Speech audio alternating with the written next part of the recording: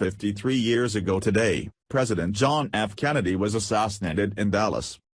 On Tuesday afternoon, the issue of whether killer Lee Harvey Oswald acted alone or was part of a conspiracy will go on trial at Macomb Community College. I will be representing the side that argues that indeed, Lee Harvey Oswald acted alone, Judge Carl Marlinga told WWJ legal analyst Charlie Langton. The other side, represented by Steve Kaplan, will be arguing that Lee Harvey Oswald was part of a conspiracy. The audience will be the jury and they will vote at the end of the presentation. Marlinga said 53 years later, the public is still intrigued by the assassination. It was such a tragic loss, such an awful loss, that people still find it hard to believe that this waif, this loser, this utter nobody like Oswald could take out somebody as consequential as the president, he said. Marlinga actually started out believing the conspiracies, until he looked at the evidence. I started out many years ago because the loss was so great with me, that I had to believe it was a conspiracy.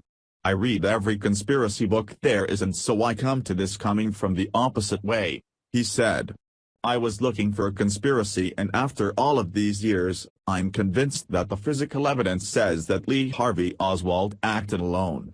We think that we have the physical evidence to lock in the single assassin theory and convince people. Tuesday's trial goes beyond satisfying a personal quest for justice, however, said Marlinga. For people of my age and generation, this was a person that inspired many of us to enter politics, and so his loss is still ringing with us over all of these years. But also in terms of American politics, it's important to know the truth of what our history was, he said. It's important to know both our vulnerabilities as a democracy and our strengths. The openness of our democracy does lead to these possible tragedies. So, it's still good after all of these years to get it right. The mock trial will be held from 1 to 3 p.m.